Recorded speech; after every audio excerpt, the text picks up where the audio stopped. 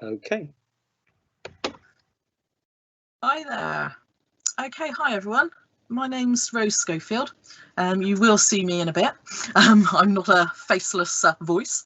I'm the course leader for the BSc Equine Science degree and the BSc Equine Science and Thoroughbred Management degree.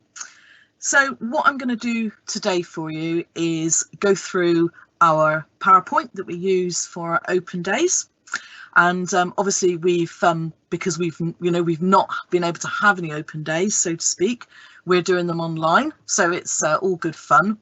And then what we'll do is, once I've sort of like told you a little bit about the course and we've gone through a few bits and pieces, if you save up any questions for after the presentation, and then what we'll do is I'll ask questions if you've got any questions, and if there's anything else you want to know, and we can have a sort of a bit of a a talk around that. Hopefully it won't be too much, and I'll cover most things. So basically we have I think still one of the only thoroughbred degrees that exist as it is in the UK. So we are in a bit of a unique position as far as that's concerned. And I'll sort of like talk through how this degree is different to other equine degrees that you can go to in the UK. And it's really up to you what sort of placement you want to go to, what sort of degree course you want to do, and ultimately what you want to do afterwards, because those things will all affect which degree you decide to go for. So our partnership with Oxford Brookes is quite different to most other colleges, because we actually do all our teaching at the university. We do practical at the college, or commonly farm, which is about 10 minutes out of Witney, and we have a shuttle bus going from Witney to the college, because it is obviously out, it's a farm, it's out in the countryside. But your teaching and your theoretical learning takes place at the university. And this has got a real plus, because it means you're enrolled at both the uni and also the college. So you are actually at a university, you are studying equine at a university rather than a college. And that is probably the biggest difference with this degree, or these degrees. It basically means that you are with university students. So instead of being with a range of people from 16, maybe earlier, if we're talking school children, which do go to college as well, it means you're basically mixing with 18 plus. And for a lot of people, that is actually a really good thing, because then they're in a completely adult environment. Talking to students who've been with us, that's one of the things that they do actually like, is the fact that they are at an adult university. So that is something to bear in mind, depending on what you're looking for. So it's the oldest equine degree in the country. We've been going quite a long time, and we tend to concentrate on getting out smaller numbers of extremely good students. And you'll see that as we go through, the differences that make us pretty unique. But at the end of the day, it's what you want to do and what sort of you want to go for. So you're at university for an equine degree, which is quite unique, because you're at a university where there's students doing medical, doing history, doing psychology, okay, the whole range. But we do have practicals at college and at our stud farm. So that's the sort of difference that you'll find. The reason why there's a couple of cows in the bottom right corner is just to illustrate that it's a farm. So we have occasionally let students go and see the other animals at the college, and we've got a fully functioning farm with sheep, pigs, cows, etc. We've got the thoroughbred stud farm, And we've also got all the cuddlies and snakes and reptiles and all sorts of things. So it's, some of the students do actually quite like having a sort of a one-off handling session with the reptiles, just for a bit of a difference. So moving on to the modules, modules that we do. We've had quite a change over the last couple of years. We went back to the industry and basically asked a lot of people who have our students, who have our graduates, what they wanted to see in degrees in the future. These days, it is difficult to move up in equine if you don't have a degree. If you're happy doing low-level stuff, if you're happy grooming, being a career groom, on the stable staff side of things, that's fine. You don't need a degree. Please don't do one. It's not worth it. If you, however, want to work in management, you want to move up, you maybe fancy training racehorses, you may want to go into physiotherapy, you may want to do further research, do a master's, go into teaching, then you are going to need that degree. And it's very, very relevant these days also that this degree is very transferable. So as you'll see later on, we have graduates in all sorts of positions, nothing to do with equine science, which always makes me giggle, because quite often they're in completely unrelated subjects, but because they've got a good science degree, they were able to move into different fields. So that's something we'll have a look at. So some of the new modules which we've introduced, we introduced for last year's intake, we've sort of like trying to make them, as I said, more accessible to industry in particular. So we've come away a little bit from some of the theory, and we have actually applied our knowledge. So just picking out applied equine health there, for example, that would be a subject where you are on the yard, you are looking at the horses we have, and we have opportunities obviously to look at the breeding mares, the foals, the young stock. You have the opportunity to look at the college horses, and those are actually really quite interesting because they're ridden by an awful lot of different people. And because of that, they do have their own problems, obviously, because they're ridden by a wide range of students. So it's really actually very interesting looking at their movement, their static, their dynamic conformation, just to see what's going on with them. Same as equine rehab, which is what you would do in your final year. We do an awful lot of sort of looking at all the sort of like rehabilitation things that the vets can do, that people in the industry can do. We've got a resident equine physiotherapist, veterinary physiotherapist, who is like really useful for that. And we also have, for those who want to really widen their knowledge, we do look at the alternative therapies as well. We have guests in to look at things like aromatherapy. Why not? It's something a lot of people use. Let's have a look at it. Let's have a look at the research. Moving on from that, then, we also do very theoretical science. So in behavioural science and psychology, that is a final year module. It's not an easy one, and it's full of terminology, quite a lot of it from human sciences, because that's where we've gone looking at how horses think and how horses behave. So that's one that's a real interesting one. We also look at epidemiology, and I taught that this year, and it's been fantastic. COVID was good for one thing.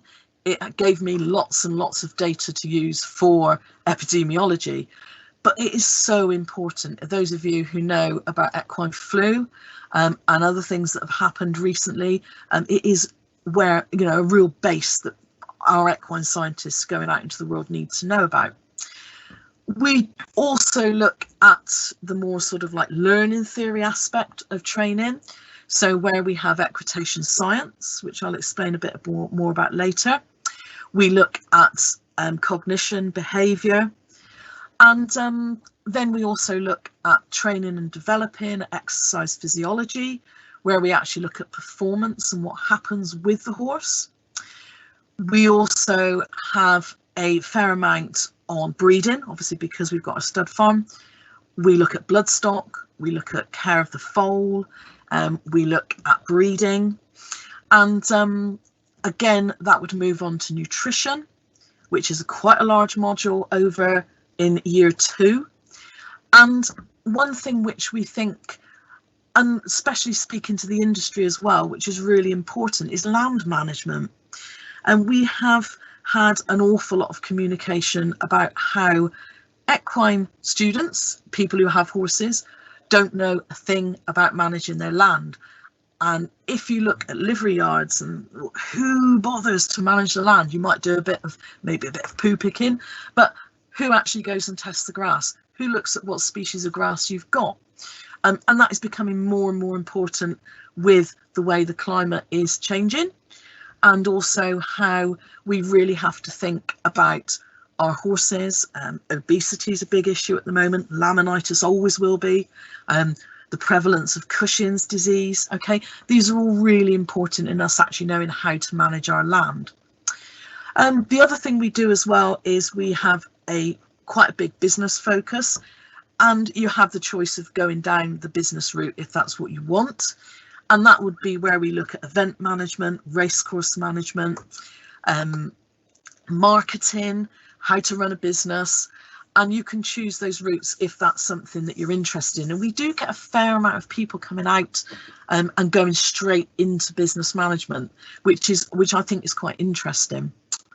So that's sort of a taster of the modules that we're looking at, that you would be on. Usually people do ask about a dissertation. We do have a dissertation. We have it in the format of what is called a scientific paper. So we're moving away from a dissertation being a 10,000 word document into a very much more sort of up-to-date, modern 3,500 word scientific paper. And this means that we can publish it. So we have a very, very strong ethos of publishing at the university. It's something that I drive, and that is really important for our students to actually do something they're interested in and get it published and in journals. So that's sort of one really big thing that we will look at as well. So if you've got any questions about the modules, obviously write them down, and we'll have a little talk about that in a bit. Okay. So research, as I said, we do have a large base in research. We've published conferences, we've had papers published. Myself, I am very into publishing, into research. It's an ongoing thing with myself since I graduated way back in whenever it was, 2013, with my master's degree. And it's something I'm very involved with particularly with the International Society for Equitation Science. And we've been to conferences, we've had our research published through them, we've had students presenting, and it's all really good fun. Our latest trip, because of the COVID restrictions, was in 2018, and that was to Rome. And we had 5 student scientific posters, abstracts for that one. We were in Rome for 5 days. We had an absolute scream, and we got an awful lot of work done as well. 3 solid days of conferencing is pretty hard going, but it was a brilliant trip. We had a great time. We've been to France as well. This year, or last year, should I say, it was cancelled. This year it's going to be online. So next year we are hoping it will be in person again. And it's a real chance to meet those scientists that you will find yourself referencing. And it's pretty cool. They're all willing to have a real good chat. They're all brilliant personalities. And it's absolutely fantastic to speak to them, to get ideas from them. And they are really, really happy to help you out. So I'm hopefully, fingers crossed, we will be going there next year, which would be fantastic. So that's a sort of a really big part of our equine science degree. So if that's something you wanted to do, equine science would probably be the degree that you'd want to go for. So Oxford is obviously, as you know, well known for its student life. Quite a lot of the students tell me this is why they went to Brookes, because they wanted to be on the action. It is pretty much right in the middle of Oxford. You've got a short bus ride into the centre, but you've got amazing place called Cowley Street, which is what the students tell me is really vibrant, diverse, and we do have quite a good relationship, or very good relationship, with a lot of the Oxford University colleges as well. So we've got a lot of crossover. We have an annual boxing match against Oxford University, which is always good fun.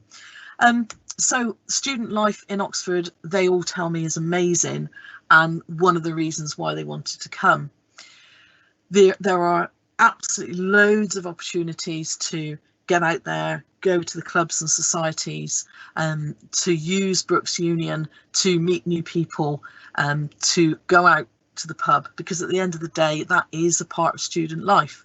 We've got a really safe environment as well. Brookes really does pride itself on keeping students safe, which is great. We've got buses that will take you home for free, and all sorts of things like that. So we really try and look after the students. Clubs and societies, you name it, it exists. I don't think there's one student who hasn't graduated without doing some sort of rowing, because obviously we're in Oxford, that's what it's all about. We've got a fantastic gym, amazing swimming pool, sports facilities are second to none, absolutely amazing, and it's all there for you to use. We've got a racing society that's really active, our biology society is fantastic, and every single thing you can think of. And to be honest, if there isn't something, then you've got the ability to create it. Okay, so if it's something really off the wall you want to do, just go and have a word, get a couple of people together and go and do it. With accommodation, accommodation is available for every single student in the university if they want it. That's not just year one. If you want to stay in accommodation throughout your university degree, you are able to. And that is a massive bonus for us, because we do get students who want to go out into houses in their year two, share with friends and that, which is fine. And a lot of students do that, probably the majority. But we also get students, international students, who would prefer to stay in accommodation because it's easier for them. And I've had a couple of students every year who always stay in accommodation just because of the ease of use. So that is available. And there's a range of prices. You can basically have the cheapest, which is still pretty good, up to the really expensive. So the range is pretty good. Normally I have a great student online now beside me at Brookes talking about their student life experiences, but obviously that's something that I can't do. But they would pretty much tell you that it was definitely a consideration having Oxford on your doorstep for them coming to Oxford Brookes, which I think is quite interesting. Okay, so having a look at where our students are employed then. I've sort of picked out a few here just to give you an idea. Split between equine science and science and thoroughbred management. We've got people who go everywhere. So we have people at the British Racing School. We've got people in other countries, so Australia, Ireland, Portugal, off the top of my head, South Africa, Brazil, Colombia, all sorts of different places where they are involved quite often in the grassroots of setting up racing in different countries, as a particular student is in Colombia. So it is really quite interesting where they've gone to. We've got a member of the Royal Household Cavalry in Oman who's come and done a degree, and his input was incredible. He had lots of knowledge about very, very different things that really helped our students. We do have a fair amount of internationals, which is great because it really sort of gives us a good balance. China, Hong Kong are quite popular, so that does, you know, bring a bit of interest in.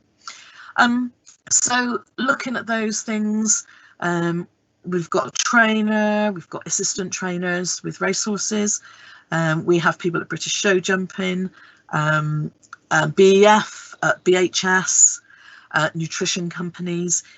There's really an awful lot that you can go and do. Obviously, some careers that you want to do with horses involve further education.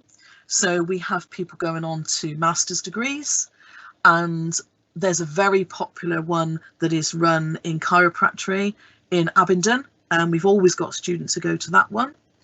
And we've got students doing veterinary physiotherapy at Nottingham Trent, at Writtle.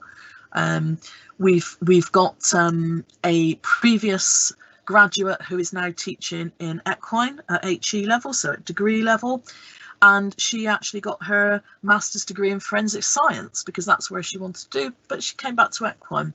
So there's really an awful lot of different places. The equine world is full of jobs, and if you graduate and you don't want to stay into equine, for instance, you could go and be a senior marketing executive at the Financial Times, which is completely different.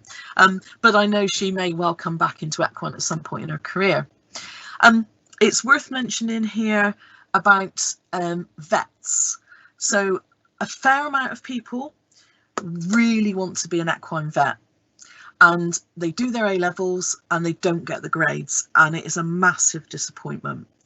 Now, there is a route where you can do an equine science degree and then go into the second year of a vet school. So we've got people at Edinburgh learning to be vets at the moment who've done the degree. And the other thing you can do is you can actually do that degree overseas.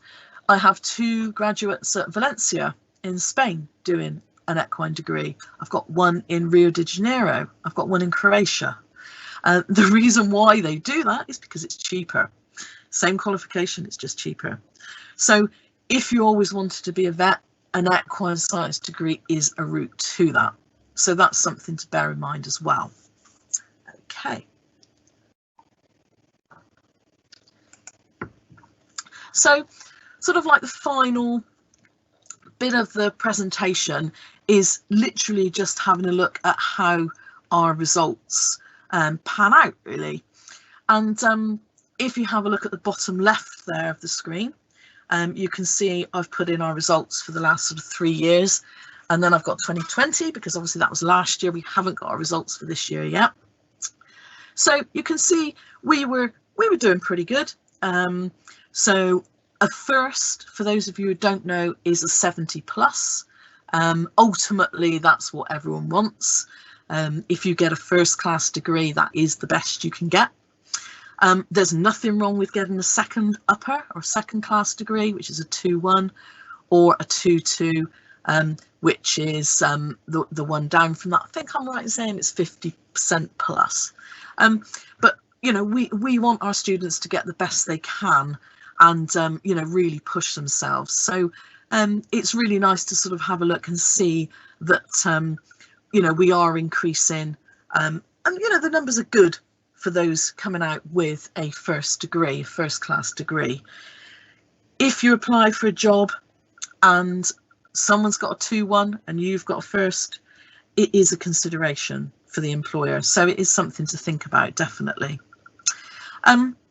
So last year we had a pretty good, we didn't have actually anyone get a 2-2, and it worked out that we had 50% get a 2-1 and 50% get a first. So a real good thing for us. And I think I could probably say it's a combination of the students that we get are willing to work.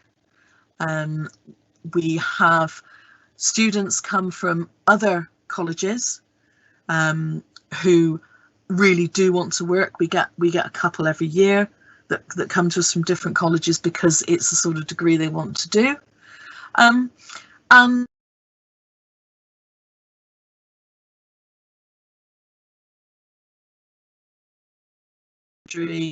experienced. So I think something's gone wrong there, but that's the final slide anyway, so that worked quite well. Yeah, we'll basically leave it there, and hopefully I'll go back to the meeting in a moment.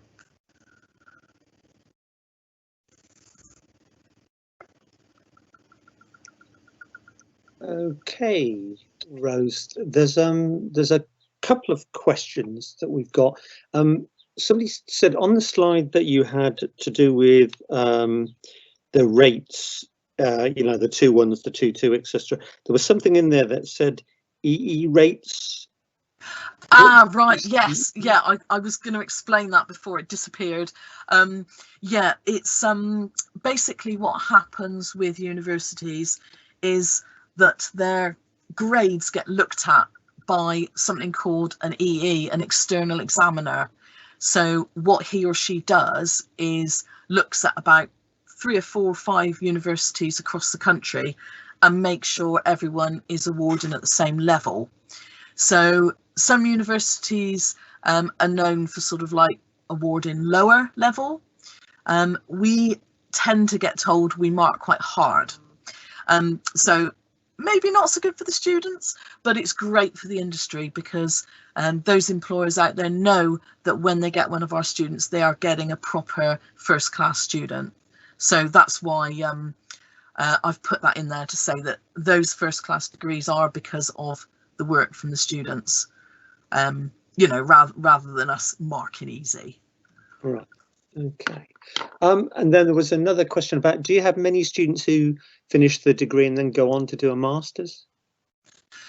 Yeah, I would have said probably 30% go on to do master's degrees. We get, obviously, if they want to do lecturing, they really need to do that.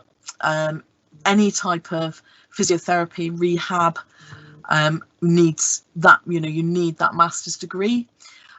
We have students also go into other, like our graduate with the forensic science.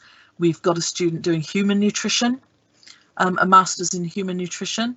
So yeah, I would have said probably, I think last year we had about half of them go and do master's degrees. It was a bit different last year, but normally I would have said 30%. Okay. And where we have staff who are industry specialists, Yeah. do they teach to their specialism, or are they teaching just across the course? Yeah, basically we do make sure that the lecturers, when they're employed, they have industry experience. Is really important. So if I use myself as an example, I was literally employed because there was a bit of a deficit in behaviour learning theory training. So that's my background. I was a equine behaviour consultant for 3 years. So I'd worked in the industry beforehand. So that makes a real difference. And we do teach to our specified sort of subjects. So we have particular lecturers who teach particular subjects. So our business lecturer, for instance, she's run businesses for many years, so there's not a lot she doesn't know about that subject. So yeah, we very much do teach to our, you know, specialities. Okay. And are you able to kind of say the percentage of time maybe somebody spends doing the practicals compared to doing the sort of theoretical study? I mean, I think the question asks about spending time in the yard with yeah, you know, with the mares and things compared to the research, say. Yeah, so it is fluid. In year 1 we do more practical because we are out on the yard for applied health. So Mondays you are generally doing practical on the yard, or in the labs, doing a bit of chemistry, doing a bit of dissection, and also doing a bit of yearling handling. And then as the degree goes on, we come out to the yard for behaviour and cognition, for equitation science, and also land management. We take advantage of the college farm to look at grassland and things like that. So I would have said probably it's around 80% theoretical, 20% actually practical.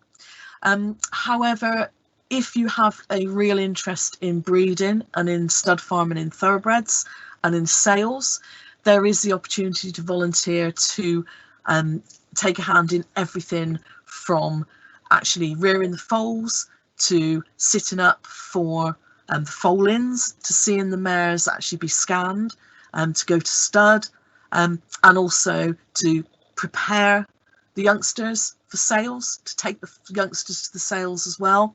So it's really how much you want to do as far as that's concerned. Quite interestingly, we've had a couple of students in the past who've needed to go into vet college. Vet colleges love people who can deal with sheep. I've no idea why, even if you want to be an equine vet. It seems to be a real big thing. So we have provided work experience for students as well in lambing. So there's the opportunity for branching out a bit if that's something you want to do. Okay, and you mentioned about the foals and taking them up to auction. So yeah, do you want to explain a little bit about that? Yeah, so we generally have 3 or 4 to take to the sales every year, and it really depends on the quality, exactly when they go. So if they've grown well and they look really great and their behaviour is really good, they tend to go to the foal sales in December, and we may hold them and take them to the yearling sales. And we've had a couple to go into 2-year-olds who've been broken and backed. So that's also something that we have the opportunity. It doesn't happen often, but it's happened this year, where they will go into pre-training sales. So obviously I'm talking about racehorses and thoroughbreds in this. So that's a real opportunity for students to go and get some experience in going to the sales. It's a very different thing, and we do find a lot of students, once they've done a little bit of that, they think, yeah, this is what I want to do.